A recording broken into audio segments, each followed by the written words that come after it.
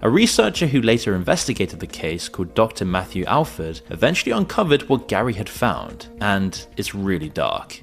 The dictator of Panama, Manuel Noriega, made secret recordings. A researcher. Yeah, let's get into some reacts. There's a version of your favorite films and TV shows that you weren't allowed to see. Scripts were rewritten, scenes were cut, endings were changed, and characters were altered. They had stamped top secret on the top and the bottom and the sides in the margins of every single page. And I said, guys, this is not top secret. This is a Hollywood movie. It's already on video. It's done. I'm talking children's animations with rewritten endings, comedy films you've never heard of with deleted scenes, superhero franchises built in secretive contracts, and a screenwriter who tried to tell the wrong story and was found dead with both hands missing. It's not an accident that every Hollywood movie about the CIA is pro-CIA. This has been running since the 1940s. What started with Walt Disney producing propaganda shorts for the military has now evolved into a formal permanent operation, one that now reaches into the biggest franchises on the planet, and it hasn't stopped expanding from there. When John Kiriakou, a CEI whistleblower who went to prison for exposing the torture program, was asked on the Diary of a CEO how the agency would hypothetically design an influence campaign, this was his answer. You would have to have a goal that would be specific enough that you could actually track the progress to it. It has to be a message. You've got to be able to get a specific, well-honed message out there. And the message can be anything. It could be, love the CIA, we're the good guys. It could be support the overthrow of the Iranian government. It could be, any criticism of Benjamin Netanyahu is anti-Semitism. It could be anything you want it to be. You just have to make sure that it's repeated enough. He mentions a couple of things there that are highly relevant right now. Take Argo, an Oscar-winning film that almost everyone has heard of. The plot follows a CIA officer who poses as a Hollywood producer to smuggle 6 American diplomats out of Iran, all during the 1979 hostage crisis. As you can imagine, the CIA is unambiguously the hero. There's barely a single mention of the CIA's overthrow of Iran's democratically elected government, or the installing of a dictator who ruled with a secret police force trained by the CIA. And given the current conflict in Iran, you could reasonably argue that the public's understanding of who Iran is and how we got there was influenced in part by films exactly like this. During filming, Affleck visited CIA headquarters multiple times, sat in round tables in the director's conference room, and even emailed the agency promising to do the agency proud. The CIA had actually been promoting the Argo operation as a suggested movie plot on their own website years before the film was made, and even thanked Affleck publicly on Twitter for the film. Affleck said this when interviewed as part of the press tour. Are there many actors in Hollywood who also moonlight as agents, do you think? I think there are probably quite a few, yes. I think probably Hollywood is full of CIA agents, and we just don't know it. But Argo's only the surface, and you'll be shocked about where exactly the strategy operates in Hollywood, the films it touches, and how smart it truly is. Take the original script for the Hulk. The canon storyline, as per the comic, involved Bruce Banner being transformed after a US military program gone wrong. It also included dialogue referencing Operation Ranch Hand, a real program that sprayed roughly 20 million gallons of chemical herbicides, including Agent Orange over Southeast Asia, poisoning a possible 4 million people. Both details were removed purposefully by CIA advisors. This is according to leaked files seen by The Conversation. They then changed the origin story to a lab experiment gone wrong instead because they couldn't risk anti-government sentiment in a franchise of this size. In the Transformers films, a Pentagon liaison inserted specific dialogue instead of removing it. In one scene just after American troops had been attacked by a deception robot, he added the line "bring him home" to reinforce US military values. Numerous superhero films, including practically the entire Marvel Cinematic Universe, which is the single biggest franchise in history, were all built on this from the ground up. Captain Marvel was granted full Air Force support. The Air Force was advertising the film on social media before Marvel had even started marketing it. Captain Marvel and Black Panther were both used directly in recruitment campaigns. The result was a documented spike in female applicants to the Air Force Academy. They literally called it the Captain Marvel effect. On Iron Man, which was massively supported by the Pentagon with $1 billion worth of equipment, there were literally fights on set between the directors and the agency. A Pentagon liaison, Phil Strong, Scrub objected to a line in which a military character says, "People would kill themselves for the opportunities I have." The director John pushed back, and soon they were standing on the flight lines at Edwards Air Force Base with 200 crew watching. They eventually settled on they'd walk over hot coals, but even then that didn't make the final cut. But a much weirder example is Meet the Parents, when Ben Stiller's character walks into Robert De Niro's workplace. In the original script he finds CIA torture manuals. That was rewritten. Now he finds photos of De Niro meeting Bill Clinton. IMDb credits Chase Brandon as a technical advisor and Milt Bearden as consultant CIA on the film, which you can see here.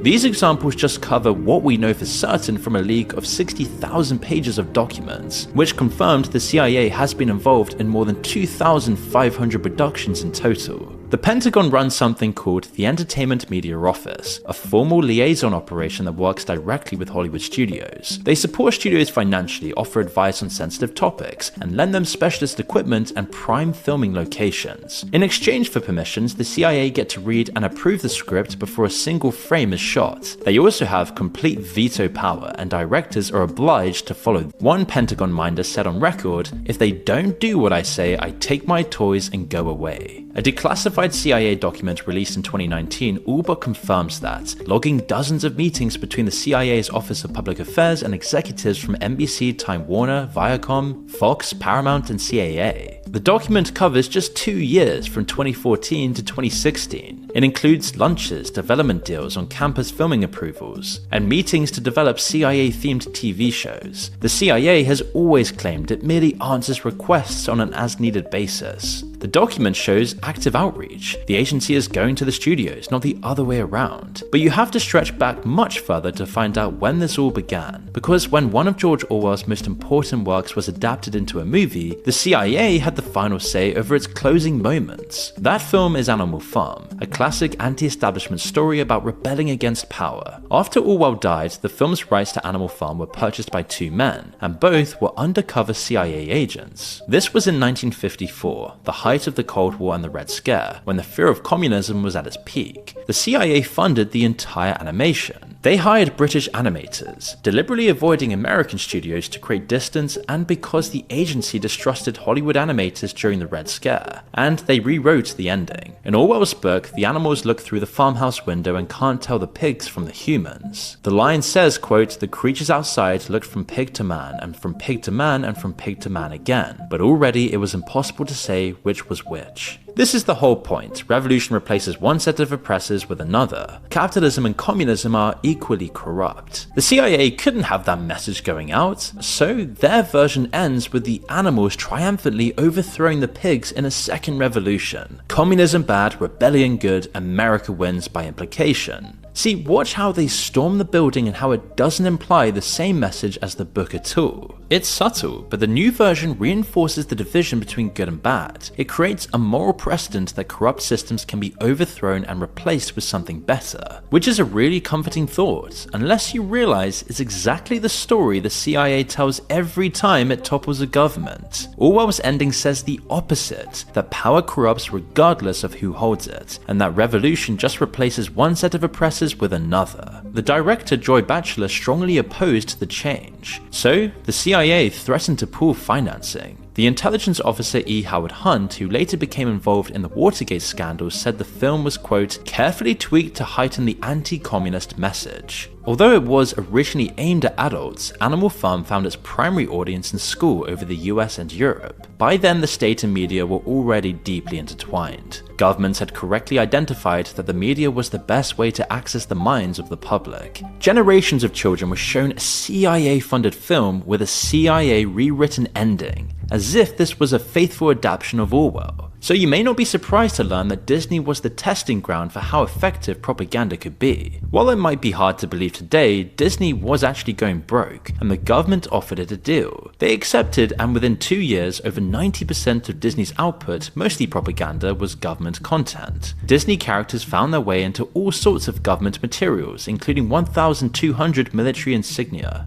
Walt Disney even personally designed this terrifying Mickey Mouse gas mask, all to make children less afraid during air raids. If you look at Disney films through the ages, like Snow White, The Incredibles, and Frozen, they're often said to carry some level of deliberate messaging. In a conversation between Theo Von and Robert Greene, the guy who wrote the 48 Laws of Power, Greene said they offer a singular worldview that runs through most Western mainstream media. While modern society came to describe this phenomena as woke, the more important aspect is the consent it manufactures. And what angered me about Hollywood, people pretending to be these liberal, wonderful people in favor of all the best causes out there to create art. What bullshit. They wanted power. They loved having the power over people. They would drop the woke stuff tomorrow if they could make more money doing something else. It's just about what's going to bring the bucks in. Someone upstream decides what the acceptable worldview is, and the media is passed accordingly. The Pentagon did it with military values. The CIA did it with anti-communism. Hollywood does it now with whatever sells. The product always looks like entertainment and not ideology. These are films watched by billions, not just in the West, but worldwide. So this is also a matter of the image the world superpowers want to project. Soft power has always mattered enormously to the West. Huge military, invincible superheroes, perfect moral values, intelligence agencies that can do anything they please and always win. Now, you might be wondering what happens if someone breaks ranks and goes against the grain. Whether it's possible to subvert the CIA and inform the public of the truth. Well, there has been at least one occasion when someone tried to do exactly that. He was Gary DeVore, a Hollywood screenwriter with major credits on Schwarzenegger's Raw Deal, Christopher Walken's The Dog of War, and Backroads with Tommy Lee Jones and Sally Field. He was deep into a script idea that even his own wife didn't fully understand until after he was gone. When I first moved in with Gary, he said to me, "Don't be alarmed if you get a call from a person from a government agency. Just take their name down and their number and don't be worried about it." In the first 4 years, there were 2 calls. And then, not too long before he actually disappeared, there were several from the CIA at Langley. It was called The Big Steal, set during the US invasion of Panama. A friend of his, Hollywood director John Irvin, had lunch with Gary a few weeks before he disappeared. He could tell that something was off. He was troubled. Something was bothering him. He wasn't really in the conversation. He was having trouble with the script he was writing, which he talked more about not the script, but about a government very, very sensitive, inconvenient truth. He was speaking more as a journalist than he was as a screenwriter. He was talking as an investigator. A researcher who later investigated the case, called Dr. Matthew Alford, eventually uncovered what Gary had found, and it's really dark. The dictator of Panama, Manuel Noriega, made secret recordings A researcher in wired rooms of senior US officials having sex with underage prostitutes, male and female. One British newspaper commented on this, and the story was then buried. And the guy who wrote it got shot by an anonymous sniper. Gary planned to put that in a Hollywood film. He was driving home through the desert, and then that was the last anyone heard from him. And he said,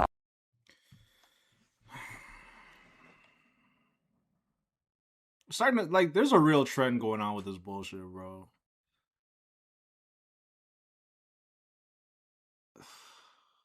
That's how you know that Epstein shit is so deep. When these are CIA agents, and this isn't I don't know when the Panama shit happened. I think they were saying the 1950s or some shit like that. This is fucking crazy. "I'll see you later." I never heard from him again. It's like Gary DeVore simply vanished into thin air. There was a massive search, foot patrols, helicopters, $100,000 reward, but 0 leads and no witnesses. He was missing for 374 days. But then his Ford Explorer was found beneath 15 feet of muddy water at the bottom of the California aqueduct, despite the aqueduct having been searched extensively. His laptop containing the script was missing, his gun was missing, and his hands were missing. Why were his hands cut off? Listen, the man had his fingers removed. Why? Why? In my own mind, feel that there is crime here. I do not feel that my husband drove off of this bridge.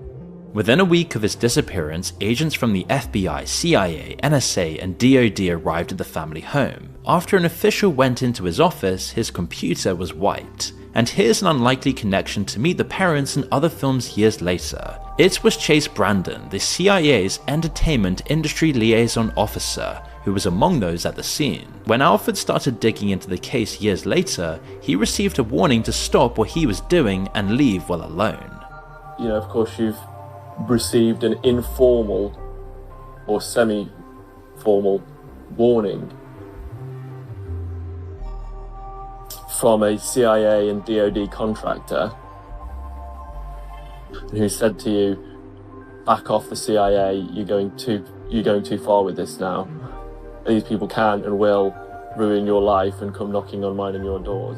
A former White House official from the Reagan and George Bush administrations confirmed that DeVore harbored a deep-rooted relationship with the agency and considered the case as the hallmarks of a cover-up. The CIA declined to comment on the entire situation and the case officially remains open. So that's the other side of the coin. What potentially happens when the CIA's veto isn't obeyed? We don't really know the truth of what happened, but it does show you that you should mess around with topics not sanctioned by the agency. As for the impacts this all has on society, Theo and Joe Rogan were very perceptive about how it can change public perception. So in World War I, one of the problems that they had was people didn't want to be over there killing people. Yeah. And so people were shooting, but they weren't shooting at the actual enemy. And so then they realized, well, we've got to do something about that. And so after that, they started creating all these really patriotic war movies where the guys are heroes, they go over and they shoot all the bad guys, and then they're awesome. So then the next group of people that go to war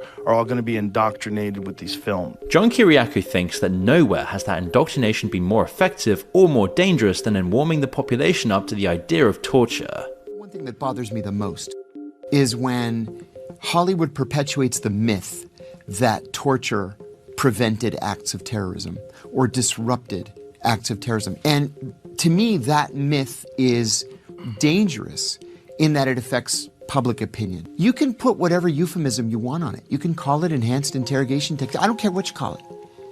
What we did to some of those people was just illegal. Kiriakou would know. He's the only CIA officer who ever went to prison over the torture program. I objected to the CIA's use of so-called enhanced interrogation techniques, which I believe to be torture. And I went public with that information in December of 2000. You know, I've seen this guy a lot. And he's been talking a lot against the CIA and shit like that. And here's the thing. I don't believe niggas. I truly don't believe niggas, bro. Like, it just wholeheartedly, only, especially like if ex-CIA agents, ex-agent period. Like, you know what I mean? FBI, this, that, and the third. If you're out here talking about shit, like he went to jail for this, right?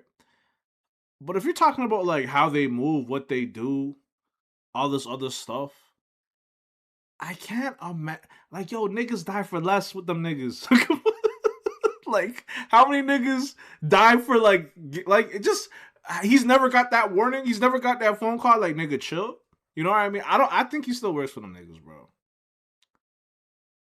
I think he still works for them niggas. Like, I don't know to what capacity, but like there's still direct communication. Like, I don't think CIA agents are ever done being CIA agents, regardless of the circumstance, unless they get excommunicated or da-da-da. But usually, I swear they would kill them niggas, no? Like, if you snake the agency that heavy, like, I swear they would just kill you. Like, you know too much anyway. So, like, I can't imagine this nigga not being. So, like, if he's telling us shit, it's like shit I think they just want out there now. You know what I mean? It's like, oh, they got us. Like, you know what I mean? Like, oh, he's spilling all the, you know? Like, I think it's like one of those where, like, people can be like, people can have some sort of satisfaction with knowing what the, you know, the ins and outs, or like what used to happen, or what, you know, like at least surface level shit with the CIA, and like be kind of comfortable. Especially at a time where the FBI were in question with a lot of shit that, you know, like we don't have to get onto again the Epstein stuff or whatever, but he's come out at a convenient time. You know what I mean? So I don't know. I'm one of those niggas who thinks everything is connected. Like just because it's in left field doesn't mean it's not a part of the fucking field. Like, you know what I mean? Like, it's all one field. This is all one playground. Like, you know what I mean? This is all one sandbox. Like, we gotta, like, Yes, like it's all connected. Like, you know what I mean? So I don't know. Again, I could be completely wrong, but I swear this nigga still, like, to some capacity, still works for the niggas. 2007. All this time, by the way, I'm waiting for somebody to come out and say something, and nobody said anything. As a result, I was prosecuted and served 30 months in prison. But I'm glad I did. Somebody had to do it. This is especially true in the film Zero Dark 30, which is about capturing Osama bin Laden. John Kiriakou thinks it's the strongest example of making the CIA look clean from every angle. Zero Dark 30. So Zero Dark 30, I think, is the most egregious example of CIA interference in Hollywood. The CIA gave the filmmakers classified briefings over a classified mock-up of the bin Laden compound. The film essentially pushed at the torture program as what led them to bin Laden. Kiriakou says that's a complete lie. This was a film that the CIA made a policy decision on that it was going to cooperate fully, to the point where senior CIA officers gave them inappropriately classified briefings over a classified mock-up of the bin Laden compound. Okay, that's chargeable under the Espionage Act. The CIA just turned it over. Why? Because it made the CIA look good. In real life, intelligence work is edgy, gruesome, and morally ambiguous. Mainstream TV and cinema don't need to be accurate.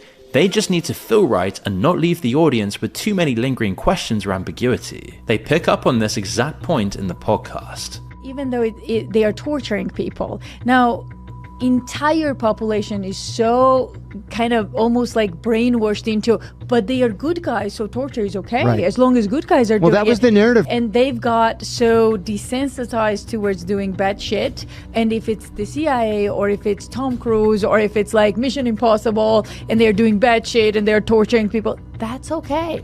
Like, now the message is that's okay. You don't. I just assumed they were always doing it.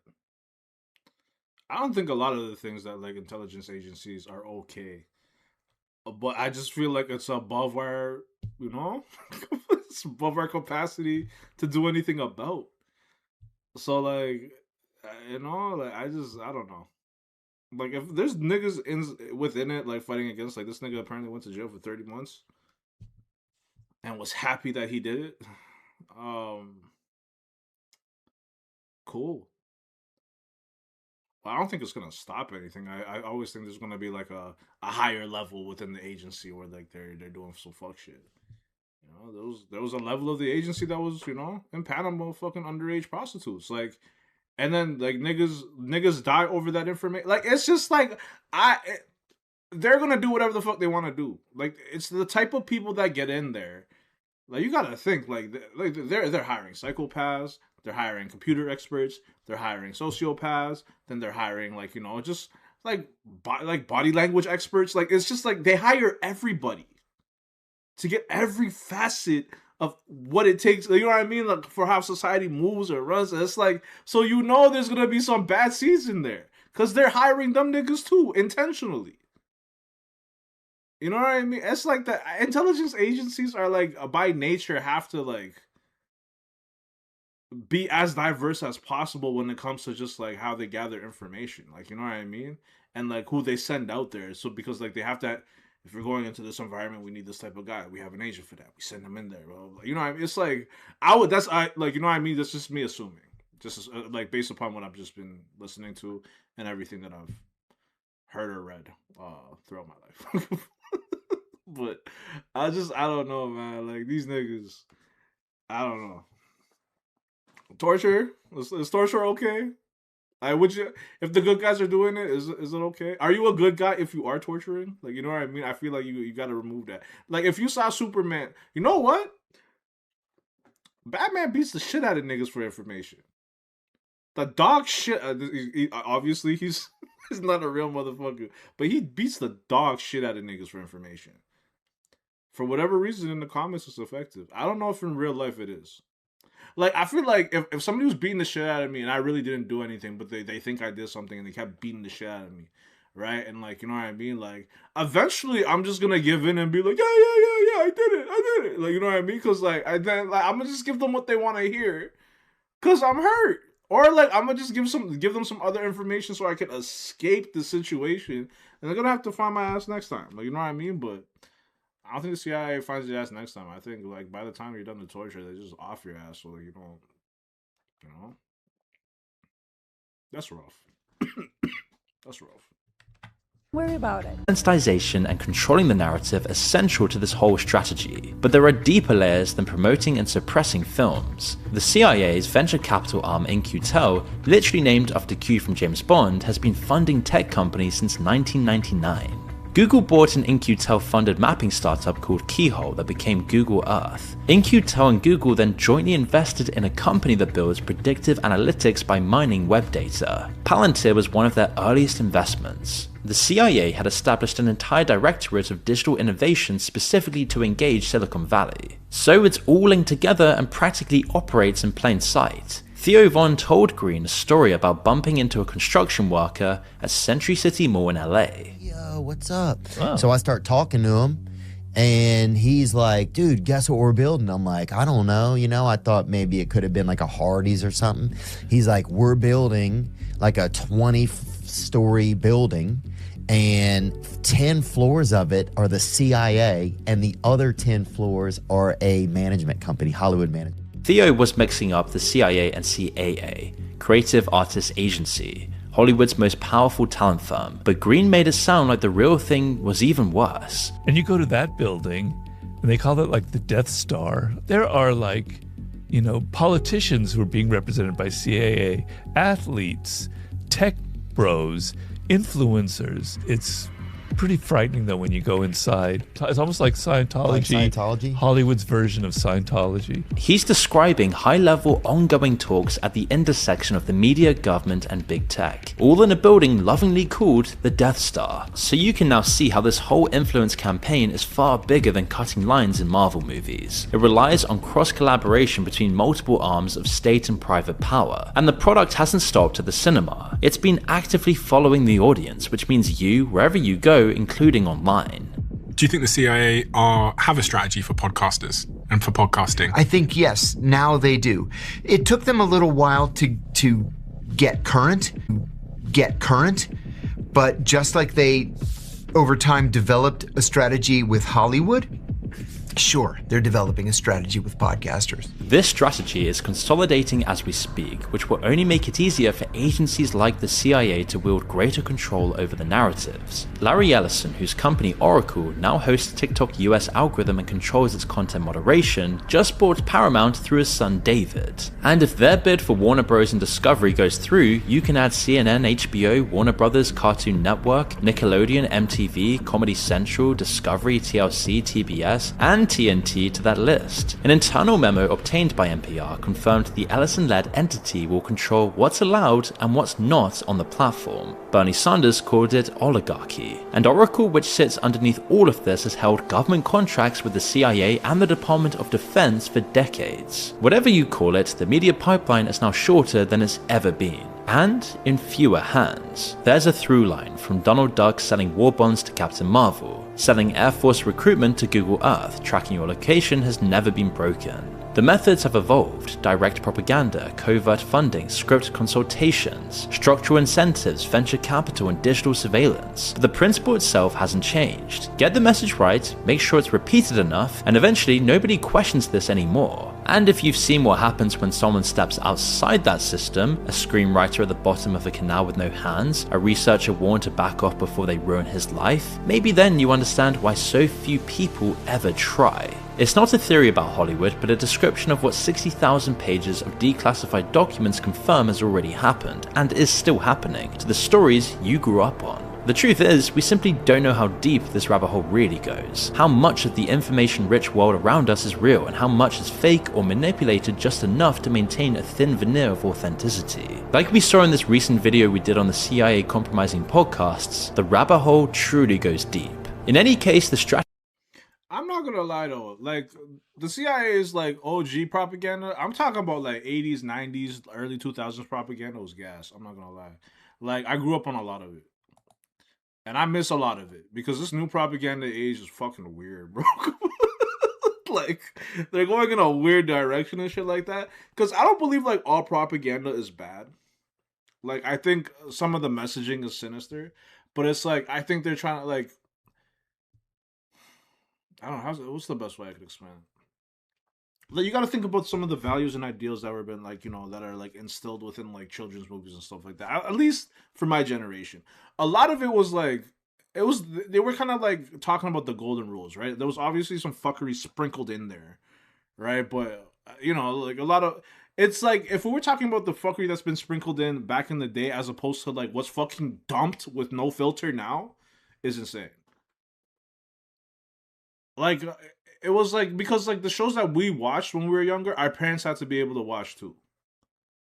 And our parents are smarter than us. You know what I mean? So like, if they picked up on it, I don't know if you remember back in the day, like, you know, like, oh, we're not letting our kids watch this shit. Like, you had to really be careful if you went too far above the line back in the day and shit like that. Now there's too much content for your parents to monitor. Because a lot of kids don't even watch TV. They're on YouTube, right? So it's like, you can't even... And like, you know, I know they got YouTubers. I know these CIA niggas got to YouTubers. And it's probably not even directly. It's through brand deal. Like, you gotta think, it's like, you don't even need to give these niggas propaganda anymore. You just gotta make sure they're still on they're on some fuck shit. Like, you start throwing these niggas money. You know what I mean? You've got them adjusted to a lifestyle that they now have to continuously fund. You're throwing them sponsors, all these different things now, and it's just like, hey, listen, nigga, you start changing up. You start trying to tell these niggas, you know, the right thing, blah, blah. And like, the right thing could be like, yo, something's fucked up is going on in the other part of the world right now. U.S. government is possible, you know, is a part of it, and you want to speak out against it.